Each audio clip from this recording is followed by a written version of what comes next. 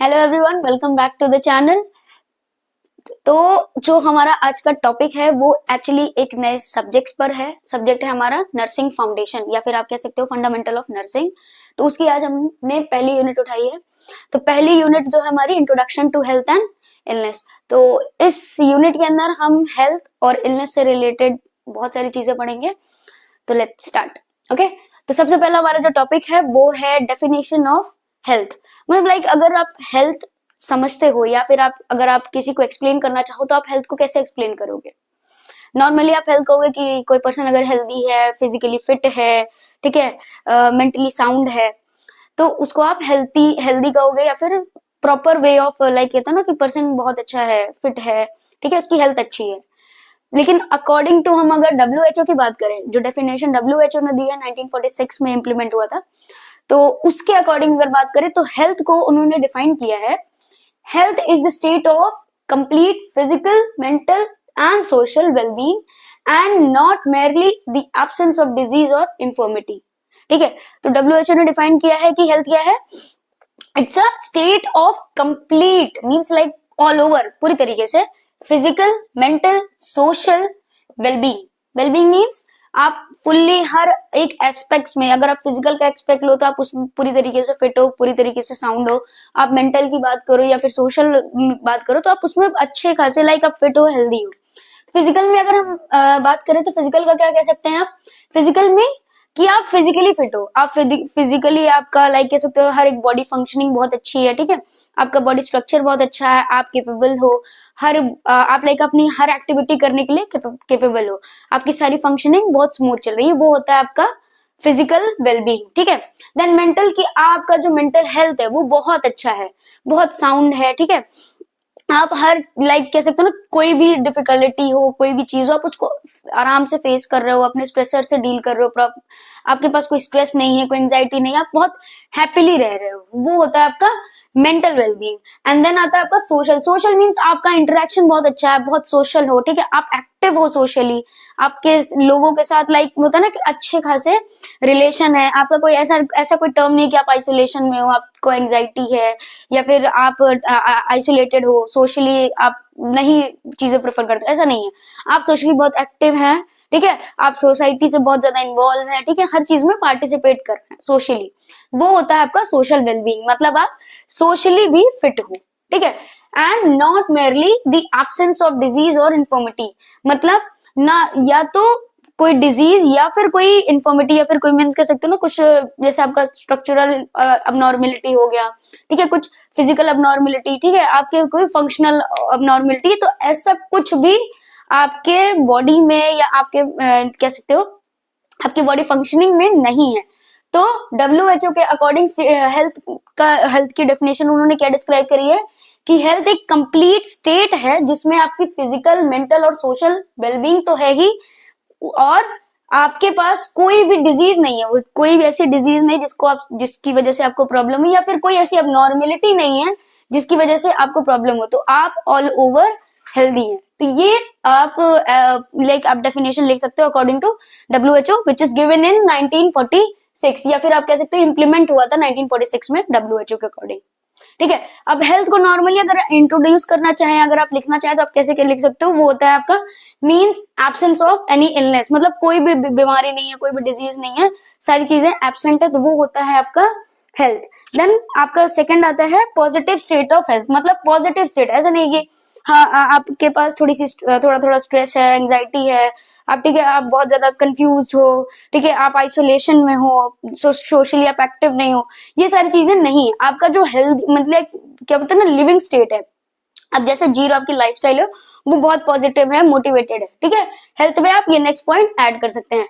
And then आता है आपका individual reaches it's full potential. मतलब इंसान की जितनी भी लिमिट होती है, लाइक एक सीमा होता है ना, तो आप वहां तक आप पहुंच पा रहे हो, लाइक अगर लाइक आपके अंदर है कि आप एथलीट बनना चाहते हो, ठीक है, आपके अंदर स्टेमिना है, सारी चीजें हैं, लेकिन आप उस चीज को रिकॉग्नाइज नहीं कर पाए हो, तो आप वो रिकॉग्नाइज करो, आप अपनी फुल स्ट्रेंथ तक जा रहे हो कि हाँ मैं बन सकता हूँ, ठीक है, आप अच्छा खासा अपनी चीजों को डील कर रहे हो, अपनी सराउंडिंग को डील कर रहे हो कि हाँ आपके एक्सपेक्टेशन से ज्यादा आप कर रहे हो कि हाँ भाई मैं इस केपेबल हूँ, या फिर मुझसे ये भी हो सकता है। तो वो सारी पोटेंशियल को रीच करना इज हेल्दी स्टेट, कि आप अपने आप को उस एडवांस लेवल तक ले जा रहे हो, आप उस अपने आप को उस तरह मॉडिफाई कर रहे हो जो आप शायद आपके एक्सपेक्टेशंस में नहीं थी। तो वो होता है आपका हेल्दी स्टेट, कि आप अपने आप को रिकॉग्नाइज कर सकते हो, अपने टैलेंट्स को रिकॉग्नाइज कर सकते हो, अपने वीकनेस अपने स्ट्रेंथ्स को रिकॉग्नाइज कर सकते हो। तो हेल्थ में इतना था।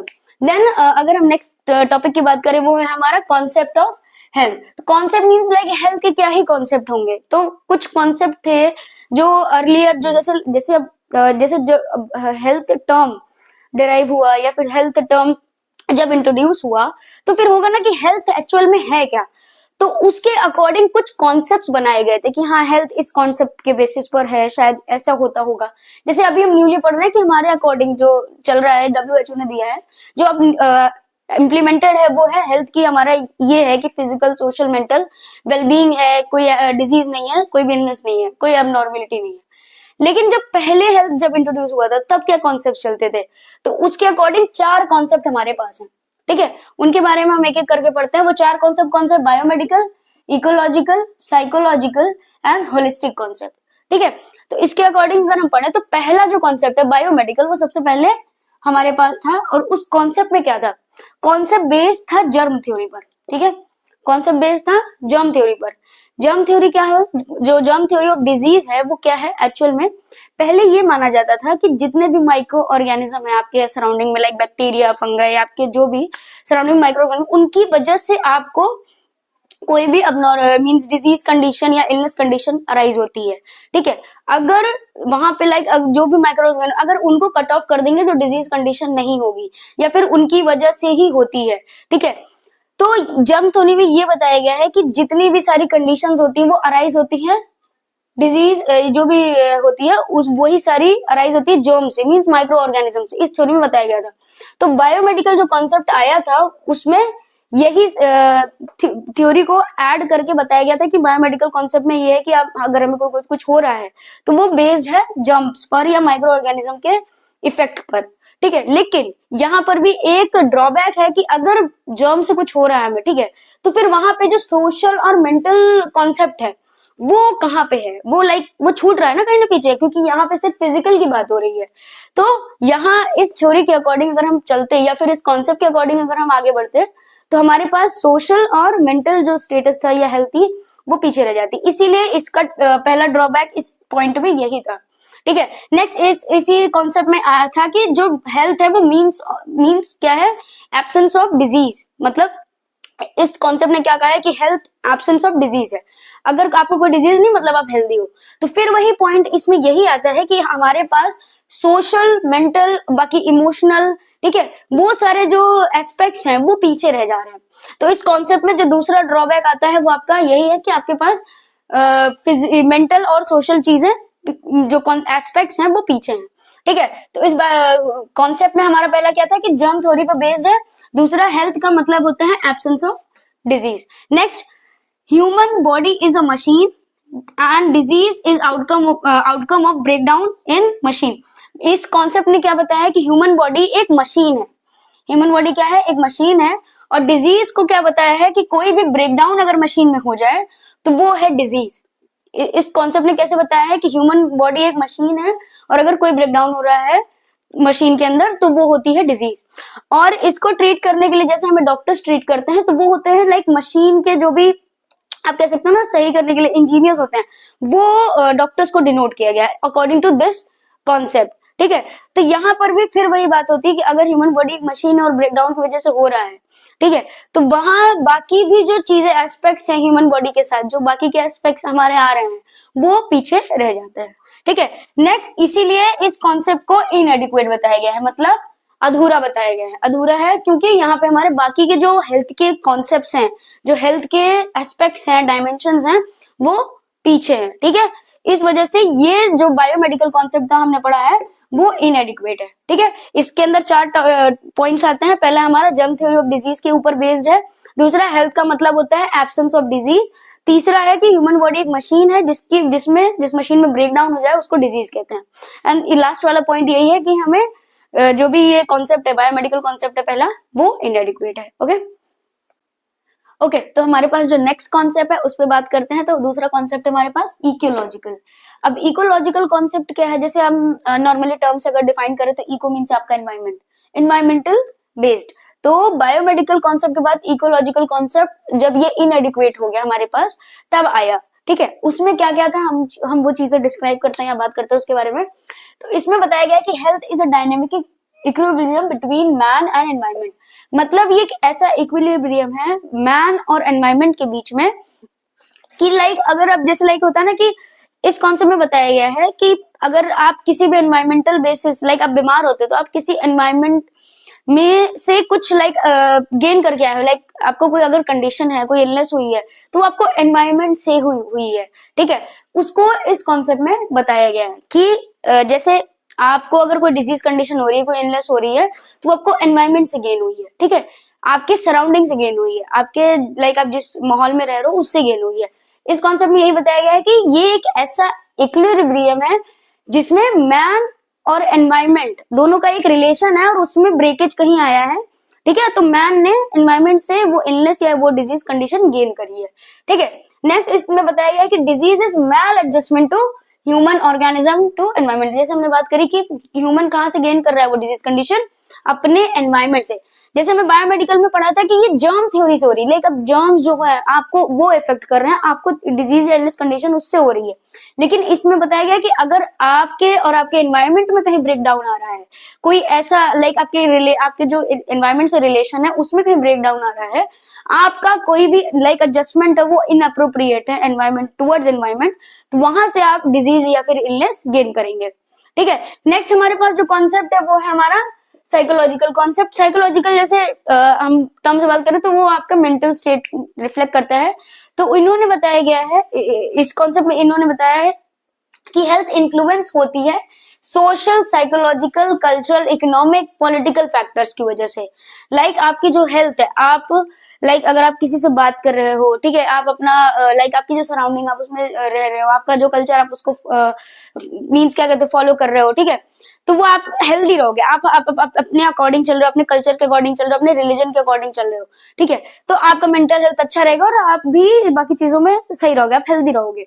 ठीक है, लेकिन अगर आप इन सब चीजों में कहीं ब्रेकेज लेते हो, लाइक आप कल्चरल में ज्यादा इन्वॉल्व नहीं हो रहे हो, आप सोशली एक्टिव नहीं हो, ठीक है, तो आप ये जो फैक्टर्स हैं वो आपके हेल्थ को इन्फ्लुएंस कर सकते हैं।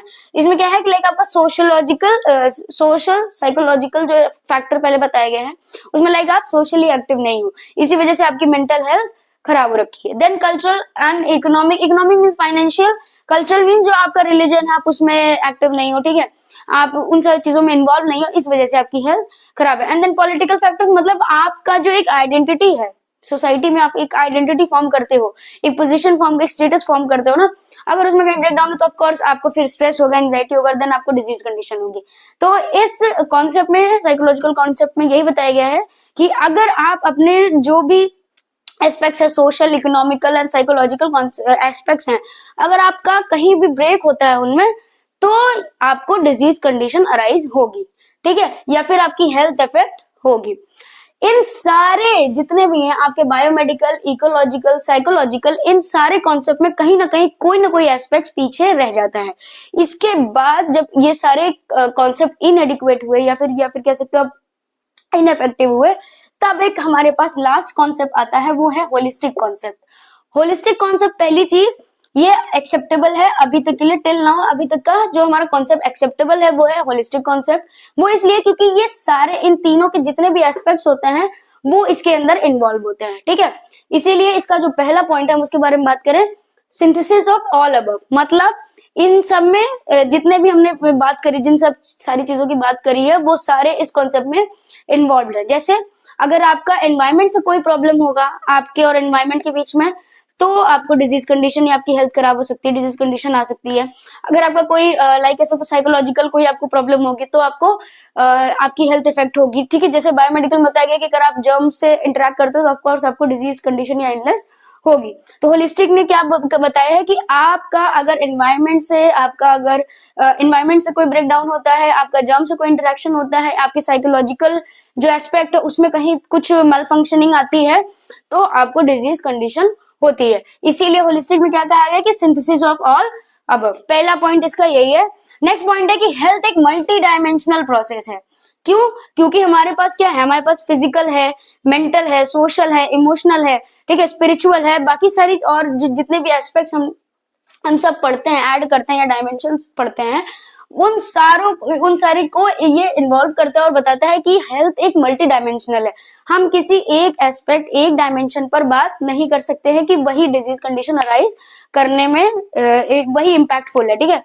तो इसने बताया कि हेल्थ एक मल्टी डायमेंशनल प्रोसेस है जिसमें पर्सन की वेलबींग रहती है, ठीक है। नेक्स्ट इज एम्फसाइज करता है प्रमोशन और प्रोटेक्शन ऑफ हेल्थ। मतलब प्रमोशन मीन्स आप कह सकते हो कि हेल्थ को प्रमोट करना, हेल्थ लाइक प्रमोट करना, लाइक आप अच्छा खाओ, ठीक है, आप एक्सरसाइज करो, आप अच्छे लाइफस्टाइल्स पे रहो, ठीक है, आप अपनी अपनी डेली एक्टिविटी करो, आप सोशली एक्टिव रहो, मेंटली हेल्दी रहो। ये सारी चीजों को ना एक प्रमोट करता है, मीन्स हेल्थ को प्रमोट करता है। और हेल्थ में सारे डायमेंशन इसने इन्वॉल्व किए, तो हर एक डायमेंशन को ये प्रमोट करता है। दूसरा प्रोटेक्शन ऑफ हेल्थ, मतलब आप उन चीजों से आप कह सकते हो ना, एक कह सकते हो आप एक प्रिवेंशन मेथड बनाओ, ठीक है, जिससे वजह से आप अपने हेल्थ को अच्छा खासा मीन्स फिट रख सकते हो, अपने आप को हेल्दी रख सकते हो। तो एक प्रिवेंशन लेवल आप बनाओ, अपने आप को प्रोटेक्ट करो ताकि आपको कोई डिजीज कंडीशन, कोई इलनेस कंडीशन ना हो। तो होलिस्टिक में क्या बताया कि सारे चीजों का सिंथेसिस होता है, ये मेन है। सिंथेसिस है मींस जितने भी एस्पेक्ट्स हैं आपने हमने पढ़े हैं। एंड हेल्थ क्या है, एक मल्टी डायमेंशनल प्रोसेस है जो कि बॉडी की हेल्थ या पर्सन की वेलबींग पे इफेक्ट करता है। एंड देन वो एम्फसाइज करता है promotion and protection of health. मतलब आपको पहली चीज तो अच्छे चीजों में आपको एक्टिव भी रहना, लाइक आपको अपनी लाइफस्टाइल अच्छी रखनी है, आपको अपने जो भी आप डाइटरी मेथड्स हैं, ठीक है, आपकी जो डाइट है वो अच्छी रखनी है, ठीक है, आपके जो भी आप खा रहे हो, कंज्यूम कर रहे हो, वो अच्छा रखना है, ठीक है, आपको एक्सरसाइज करनी है, एक्टिव रहना है। एंड दूसरा प्रोटेक्ट भी करो खुद को ताकि आपको कोई भी डिजीज कंडीशन या इलनेस कंडीशन ना हो। तो हेल्थ के बारे में हमने क्या पढ़ा कि हमने पढ़ा definition and then concept. Next हम आते हैं डायमेंशन। अब डायमेंशन क्या है, लाइक हेल्थ में क्या क्या डायमेंशन हम उनके बारे में पढ़ेंगे। ओके, तो नेक्स्ट हमारा जो टॉपिक है वो है हमारा डायमेंशन ऑफ हेल्थ, और ये बहुत इंपॉर्टेंट है इस चैप्टर के बेसिस पे, तो आप इसको प्लीज नोट कर लें, ठीक है। तो डायमेंशन ऑफ हेल्थ मतलब हेल्थ के वो कौन कौन से एस्पेक्ट हैं जिसमें उन सी चीजों को नोट करना है ताकि हम हेल्दी रहें या हमारी जो डेली लाइफ है या लिविंग है वो बहुत अच्छी जाए या हेल्दी जाए, पॉजिटिव जाए, ठीक है। तो उन एस्पेक्ट्स के बारे में बात करते हैं। तो नॉर्मली हमारे पास 5 एस्पेक्ट्स होते हैं, ठीक है, लेकिन उसमें और भी एडिशनल अभी आगे जुड़ता जा रहा है, दो चार एक्स्ट्रा एडिशनल पे है, उसके बारे में भी हम बात करेंगे। फर्स्ट ऑफ ऑल जो हमारे पास है, मेन जो हमारे हैं वो है physical, mental, social, spiritual and intellectual, ठीक है, इनके बारे में बात करते हैं। एंड सम अदर बुक्स में या बहुत सारी अलग जगह पे इमोशनल एस्पेक्ट भी होता है, जिसमें यहाँ पर अभी इमोशनल मैंने इसमें एडअप किया हुआ है, तो इमोशनल एस्पेक्ट भी होता है क्योंकि इंटेलेक्चुअल भी इम्पोर्टेंट है। तो इमोशनल एंड मेंटल हम एक में पढ़ सकते हैं, ठीक है, तो ताकि हम इंटेलेक्चुअल को अलग से पढ़वाएं। तो मेनली हमारे पास 5 होता है, फिर अलग अलग और भी एस्पेक्ट्स हैं जो हम एडअप करते हैं डायमेंशन ऑफ हेल्थ में। फर्स्ट हम बात करें अगर फिजिकल हेल्थ की या फिर आप कह सकते हो फिजिकल डायमेंशन की, तो फिजिकल डायमेंशन उन सारी चीजों को डिनोट करता है जैसे आपकी जो भी बॉडी से रिलेटेड जो भी फंक्शन है, ठीक है, जो भी एक्टिविटीज है या कोई भी ऐसी भी कह सकते हो ना, कुछ भी इम्पैक्ट इफेक्ट, कुछ भी आपकी एक्टिविटीज या आपकी फंक्शनिंग जो आपके फिजिकल आपके बॉडी से रिलेट करता है या फिर हेल्थ को डिनोट करता है, वो होता है आपका फिजिकल डायमेंशन, ठीक है। फिजिकल डायमेंशन में आपका आता है हेल्थ ऑफ बॉडी फंक्शंस, मतलब आपकी बॉडी फंक्शनिंग में, आपके बॉडी स्ट्रक्चर्स में, आपके जो भी लाइक आपके हार्मोन्स हो गए, आपके बॉडी सिस्टम की फंक्शनिंग हो गई, आपके बॉडी के स्ट्रक्चर्स हो गए, अगर सब कुछ नॉर्मल है, सब कुछ अच्छा है, सब कुछ सही है, कोई अबनॉर्मलिटी नहीं है, कोई डिजीज कंडीशन नहीं है, कुछ भी नहीं है, वो हेल्थ होता है आपके फिजिकल का, मीन्स लाइक आपकी फिजिकल बॉडी का हेल्थ होता है कि वहां पे कुछ भी ऐसा प्रेजेंट नहीं है जिसमें आपकी बॉडी फंक्शनिंग या बॉडी स्ट्रक्चर में अब नॉर्मेलिटी हमें देखने को मिल रही है। ठीक है, तो वो जो फिजिकल हेल्थ है मीन्स आपकी बॉडी हेल्थ। ठीक है, नेक्स्ट इसमें आता है न्यूट्रिशन। ऑफ कोर्स न्यूट्रिशन बहुत रोल करता है आपकी फिजिकल हेल्थ को। अगर न्यूट्रिशन अच्छा नहीं होगा तो बॉडी कहीं ना कहीं से डिग्रेड करेगी। ठीक है, कहीं ना कहीं कुछ ऐसे फंक्शंस होंगे जो शायद सही से ना काम करे, उनकी फंक्शनिंग सही से नहीं होगी। ठीक है, इम्पैक्ट करेगी उनकी फंक्शनिंग को, इसीलिए न्यूट्रिशन का बहुत मेजर रोल होता है। Then immune system, of course immune system अगर बॉडी का अच्छा नहीं रहेगा तो आप डे बाय डे या फिर आप फ्रीक्वेंट इलनेस या फिर डिजीज कंडीशन की तरफ आप बढ़ोगे। ठीक है, तो आपका इम्यून सिस्टम बहुत मेजर रोल होता है आपको हेल्दी रखने में, आपकी फिजिकल बॉडी को प्रोटेक्ट करने में। ठीक है, देन आपका आता है एक्टिवनेस। ऑफ कोर्स अगर आपका सब कुछ सही है, आपका फिजिकल हेल्थ सही है, ठीक है, आपका प्रॉपर फंक्शनिंग, आपका प्रॉपर स्ट्रक्चर है, ठीक है, आपका इम्यून बहुत अच्छा है, आपका न्यूट्रिशन बहुत अच्छा है, लेकिन आप एक्टिव नहीं हो, मीन्स आपकी बॉडी ही एक्टिव नहीं है, आप लेजीनेस की तरफ हो, या फिर कह सकते हो आपकी बॉडी के पास इतना कुछ करने को नहीं है, आप उससे एक्सरसाइज नहीं करवा रहे हो, आप कुछ नहीं करवा रहे हो, आप लेजीनेस की तरफ एक्टिव नहीं है, तो वो सारी जो चीज है वो हेल्दी होकर भी अनहेल्दी है। वो कैसे? क्योंकि अगर बॉडी के स्ट्रक्चर्स फंक्शंस को अच्छे से यूज करना है, ठीक है, बॉडी के स्ट्रक्चर फंक्शनिंग को अच्छे से चलते रहने देना है, तो आपकी बॉडी को भी एक्टिव रहना पड़ेगा। अगर आपके इम्यून को भी अच्छे से वर्क करना है तो आपको कहीं ना कहीं एनवायरमेंट से इंटरेक्ट करना पड़ेगा, तभी आपकी नई एंटीबॉडीज बनेंगी। न्यूट्रिशन अच्छे से अगर आप बॉडी को एक्टिव रखोगे तो न्यूट्रिशन अच्छे से आपकी बॉडी पे अब्सॉर्ब होगा। ठीक है, लाइक जैसे होता है ना कि आप कितना भी न्यूट्रिशन या सप्लीमेंट खा लो, अगर आप धूप ही नहीं ले रहे हो, ठीक है, तो उसकी वजह से भी आपके बॉडी पर इम्पैक्ट पड़ता है। ठीक है, तो आपकी बॉडी में एक्टिवनेस बहुत जरूरी है। देन आपका आता है mental and social aspect of means या डायमेंशन ऑफ हेल्थ, जो इसमें मैंने इंक्लूड कर दिया है, वो आप अलग से भी लिख सकते हो। इमोशनल में मीन्स आपका इमोशन आता है। ठीक है, तो मेंटल में अगर हम बात करें तो इमोशनल वेलबींग वही होता है, अगर आपका लाइक इमोशनल एस्पेक्ट की अगर हम पहले बात करते हैं, इमोशनल में आपका है लाइक आपकी फीलिंग्स हो गई, ठीक है, आपके मूड हो गए, आपके जो चीजें इमोशंस पे इम्पैक्ट कर रही है, लाइक आपको बहुत गुस्सा आ रहा है, आप बहुत सैड हो, तो ये सारी चीजें आपकी फिजिकल हेल्थ को भी इम्पैक्ट करेगी। जैसे हमने साइकोलॉजी में पढ़ा था बॉडी माइंड बिहेवियर में, तो अगर माइंड पर कुछ भी इम्पैक्ट कर रहा है, कुछ आपकी मेंटल हेल्थ अच्छी नहीं है, तो वो आपके फिजिकल हेल्थ को भी इम्पैक्ट करेगा।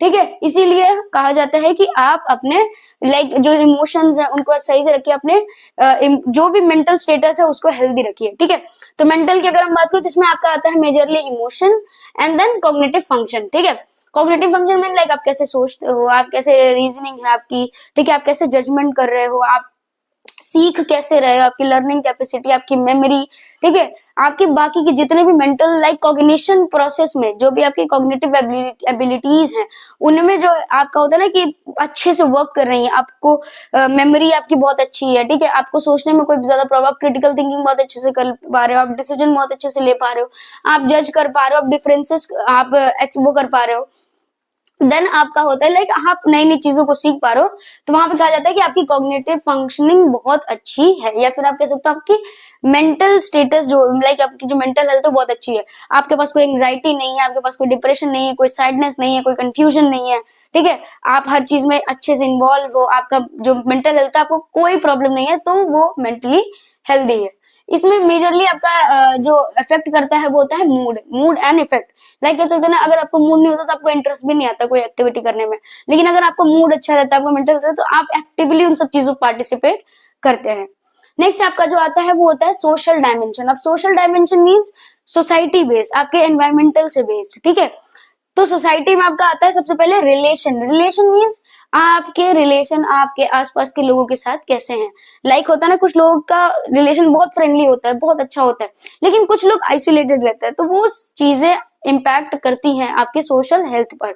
अगर आप बहुत फ्रेंडली रहोगे तो भी वो इम्पैक्ट करेंगी। लाइक होता है ना कि आप अपना सोशल रिलेशन अपने बैलेंस में रखते हो, कि हाँ अगर आप किसी को हेल्प कर रहे हो और आपको अगर कभी नीड पड़ी तो वो सामने वाला भी आपको हेल्प कर रहा है, तो वो तभी होता है ना जब आपका एक सोशल कनेक्शन अच्छे से मेंटेन रहता है।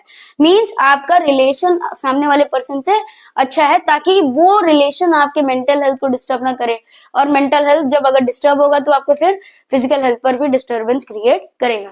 ठीक है, तो इसीलिए आपको बोला जाता है कि आप अपने रिलेशंस को अच्छे रखिए।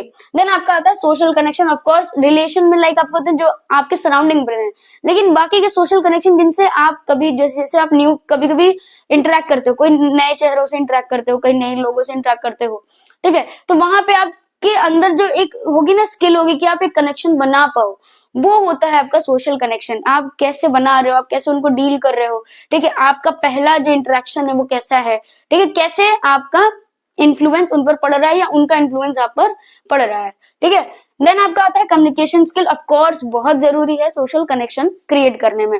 अगर आपके अंदर की कम्युनिकेशन स्किल बहुत अच्छी है, बहुत इम्पैक्टफुल है, देन आप बहुत फ्रेंडली नेचर आप लाइक आप अपने आप को प्रेजेंट करोगे और आपका सोशल कनेक्शन बहुत अच्छा होगा, ठीक है। देन आपका आता है social spiritual dimension. Spiritual dimension में क्या है कि लाइक आपका बिलीफ, आपके मॉरल्स, आपके वैल्यूज कैसे आपके हेल्थ पर इम्पैक्ट करते हैं। लाइक अगर कुछ लोग होते हैं जो रिलीजन में बहुत ज्यादा लाइक होता है ना, बहुत बिलीव करते हैं, बहुत ट्रस्ट करते हैं कि हाँ रिलीजन बेसिस से कुछ है, तो कुछ होते हैं जो रिलीजन को नहीं मानते हैं, या कुछ होते हैं कि लाइक हम इस कम्युनिटी से नहीं है, हमें नहीं पसंद है, ऐसा होता है।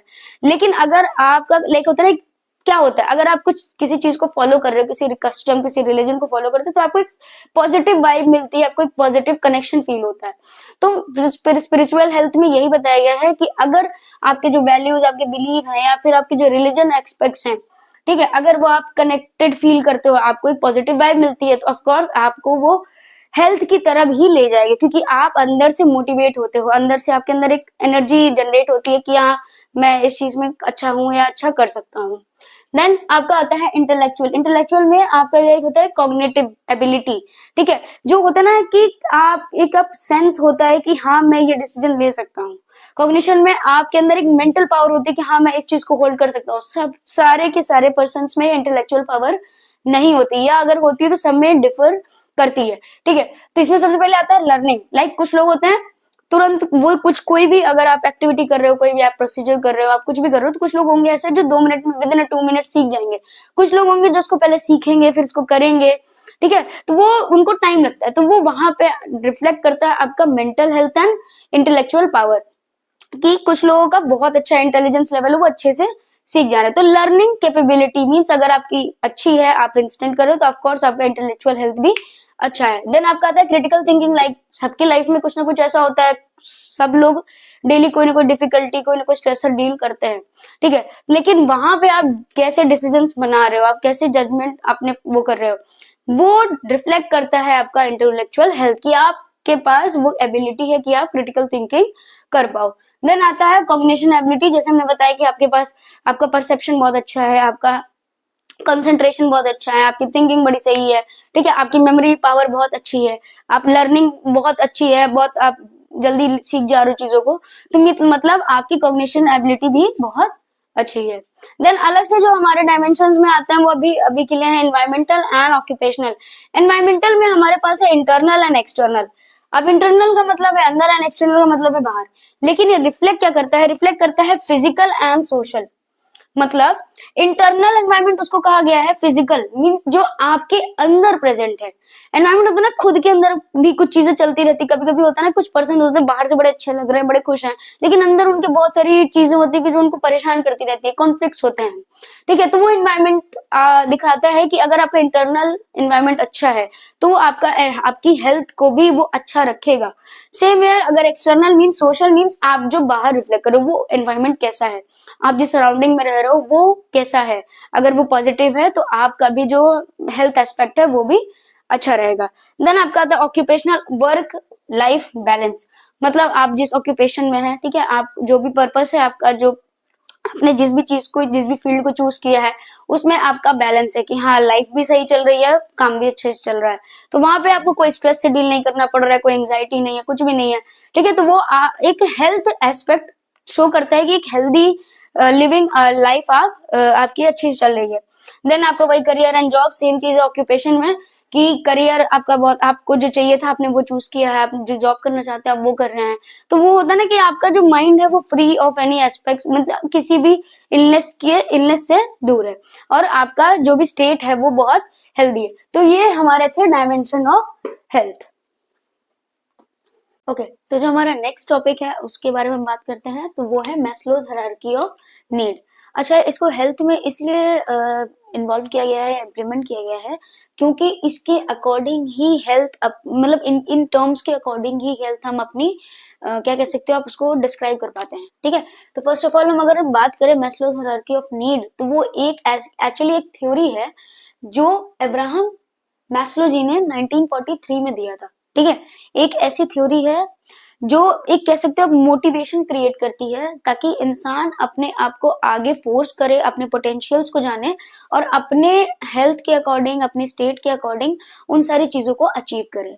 ओके, तो इस टॉपिक के बारे में अगर हम बात करें तो वो क्या है, एक मोटिवेशनल थ्योरी है जो एम करती है people to meet their basic need. मतलब एक इंसान अपने बेसिक नीड्स जो नॉर्मली एकदम लोवेस्ट कंडीशन पे होती है, ठीक है, उस नीड्स को कैसे अचीव करके आगे बढ़े, अपने पोटेंशियल को पहचाने और उससे भी ज्यादा अप लेवल, मींस लाइक होता है ना, आगे बढ़कर और भी जो चीजें होती है उसको भी एक्सप्लोर करे। तो ये एक ऐसी थ्योरी है, मोटिवेशनल थ्योरी है, जो मोटिवेशन मींस क्या करते हो, एक्सजरेट करती है पर्सन के अंदर, क्रिएट करती है ताकि पर्सन अपने आप को पहचाने और अपने आप को आगे लेके जाए सक्सेस की तरफ। ठीक है, तो Maslow's hierarchy of need given by Abraham Maslow in 1943 aims people to meet the basic needs, achieve higher achievements. ठीक है, जो उनके लाइक होता है ना कि हाँ, जैसे फॉर एन एग्जांपल एक बच्चा होता है तो पहले वो नर्सरी पढ़ता है, फिर वो फर्स्ट पढ़ता है, फिर सेकंड पढ़ता है। ऐसा तो है नहीं ना कि वो डायरेक्ट सेकंड पढ़ लेगा, ऐसा भी नहीं होता है। ठीक है, या फिर ये भी नहीं होता है कि वो नर्सरी फर्स्ट सेकंड पढ़ रहा है उसके आगे पढ़ ही नहीं रहा है। तो ये सारी चीजें होती है ना कि एक लेवल होता है ताकि एक लेवल के वाइज चले। फर्स्ट ऑफ ऑल थिंग कि वो एक लेवल पे चले, पहले वो सिंपल चीजें पढ़ेगा, फिर कॉम्प्लेक्स चीजें पढ़ेगा। फिर नेक्स्ट थिंग इसमें जो दूसरा एस्पेक्ट ये है कि जो बच्चा पढ़ रहा है तो उसकी ऑफ कोर्स एक नीड होगी। लाइक अगर वो नर्सरी से नहीं पढ़ेगा तो वो सेकंड स्टैंडर्ड की चीजें को या सेकंड स्टैंडर्ड के जो भी सिलेबस होता है उन चीजों को नहीं समझ पाएगा। ठीक है, इसीलिए वो लेवल वाइज चल रहा है कि नर्सरी पहले पढ़ेगा, फिर फर्स्ट पहले पढ़ेगा, फिर सेकंड पढ़ेगा। ठीक है, पहले था कि वो बेसिक से कॉम्प्लेक्स की तरफ जा रहा है। सेकंड थिंग इसमें ये होती है कि बच्चे को आगे सेकंड क्यों पढ़ना है। लाइक अगर आप सेकंड अब पढ़ लिया तभी वो थर्ड पढ़ पाएगा या फोर्थ पढ़ पाएगा, तो आगे क्यों पढ़ना है, वो उसके अंदर एक मोटिवेशन तभी क्रिएट होगा ना कि हाँ अगर उसे कुछ बनना है, लाइक उसका एक एम होगा कि मुझे डॉक्टर बनना है, मुझे इंजीनियर बनना है, मुझे पायलट बनना है, मुझे कुछ भी, लाइक उसका जो भी एम होगा, गोल होगा, वो बनेगा। तो उसके लिए वो मोटिवेशन अपने अंदर क्रिएट करेगा, तब वो जाकर nursery first second third fourth ऐसे आगे की जो भी लेवल्स होंगे, जो भी क्लासेस होंगी, उसको वो पढ़ेगा। तो ये एक ऐसी थ्योरी है, मोटिवेशनल थ्योरी, जिसमें पर्सन लाइक होता है ना मोटिवेट होता है ताकि वो अपनी बेसिक नीड को अचीव करे और फिर अपने हायर अचीवमेंट्स की तरफ बढ़े। ठीक है, इसमें ये एक पिरामिड फॉर्म में दिया हुआ है जो कि आप यहाँ पे देख सकते हो, वो ये है। ठीक है, ये थ्योरी पिरामिड फॉर्म में डिस्क्राइब की गई है जिसमें लेवल 1 यहाँ से नीचे से स्टार्ट होता है। ओके, इस पिरामिड में यही है कि इसका जो लेवल है वो नीचे से शुरू होता है, ये क्या बोलते हैं, लो टू अप की तरफ प्रोसीड करता है। फर्स्ट ऑफ ऑल ये नीचे मींस क्या होता है, बॉटम टू अबव की तरफ ये क्या बोलते हैं, बिलो टू अबव की तरफ ये अपग्रेड करता है या फिर कह सकते हो प्रोसीड करता है। ठीक है, तो इस पिरामिड के अकॉर्डिंग अगर हम पढ़े तो इस पिरामिड में अब्राहम जी ने कुल 5 मींस टोटल 5 ऐसे टर्म्स बताए हैं या ऐसे अपनी थ्योरी में इंक्लूड किए हैं जो डिस्क्राइब करता है पर्सन की बेसिक से लेके कॉम्प्लेक्स नीड्स को।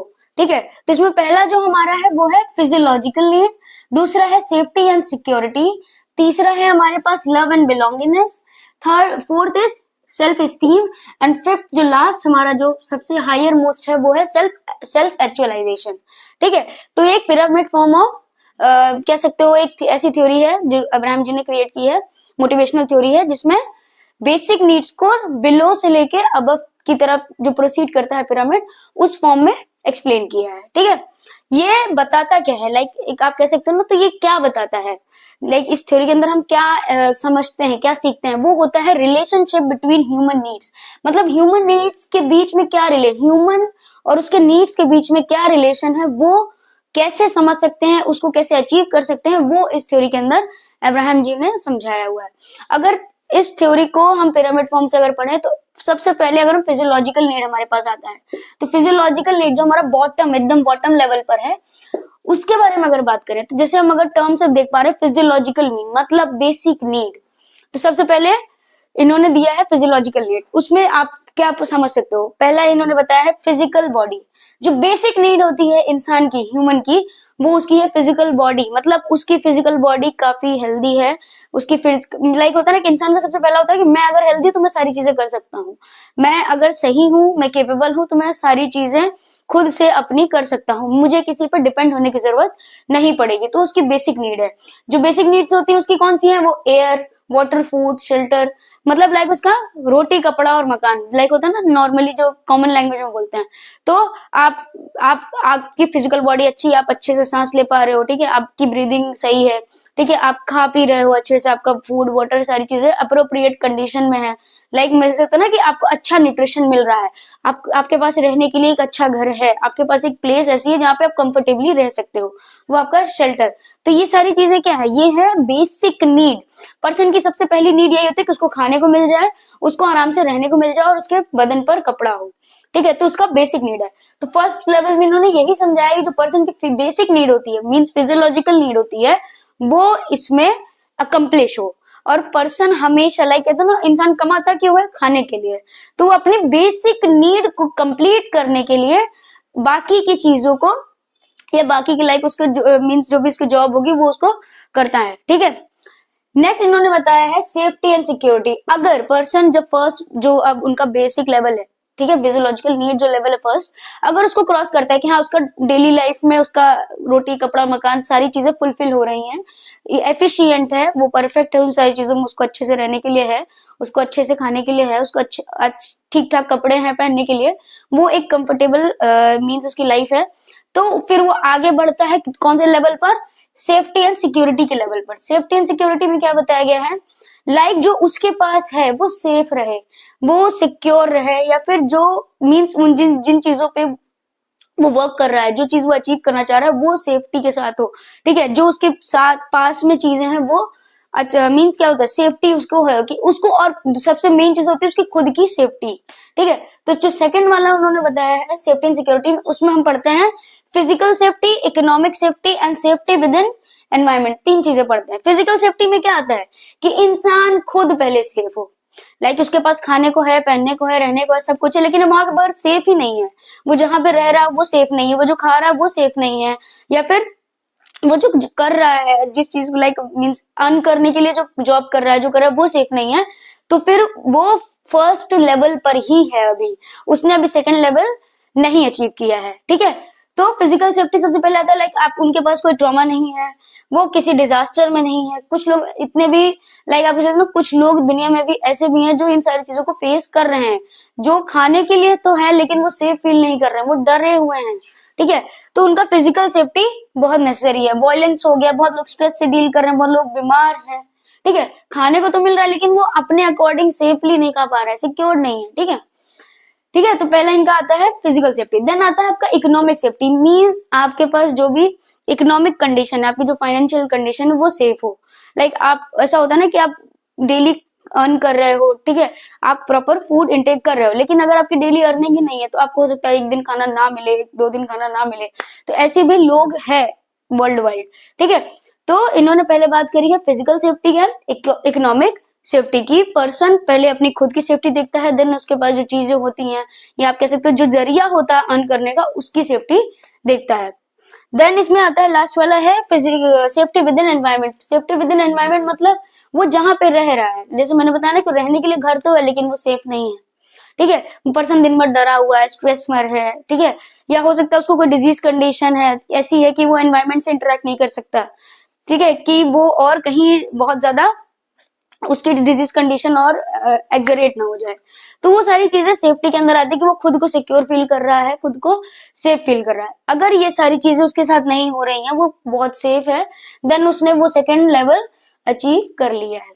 नॉर्मली जो पर्सन होते हैं, जो डेली लाइफ में जो कॉमन पर्सन होते हैं, कह सकते हो आप 70-80%, वो 3 लेवल ही क्रॉस कर पाते हैं, ठीक है, क्योंकि वो उतने पर ही कह सकते हो खुद को स्टेबल कर लेते हैं, या फिर उसके आगे बढ़ने की कोशिश नहीं करते, शायद वो इतने लेवल में कंफर्टेबल हो जाते हैं। इसलिए अब्राहम जी ने ये भी कहा है कि नॉर्मली कॉमनली 3 लेवल तक ही पर्सन बढ़ता है, ठीक है। तो थर्ड लेवल की अगर हम बात करें तो वो है love and belongingness. Love and belongingness में क्या बताया गया है? बिलोंगिंगनेस मीन्स अपनापन, किसी चीज का अगर लाइक उसके पास कोई कोई चीज है, कोई पर्सन है, उसके दोस्त है, ठीक है, उसकी फैमिली है, तो अपनापन क्रिएटेड है, मीन्स उनके आपस में बीच में अच्छा रिलेशन है, ठीक है। तो लव एंड बिलोंगिंगनेस में इन्होंने बताया है फीलिंग ऑफ बिलोंगिंगनेस, मतलब अपनापन है।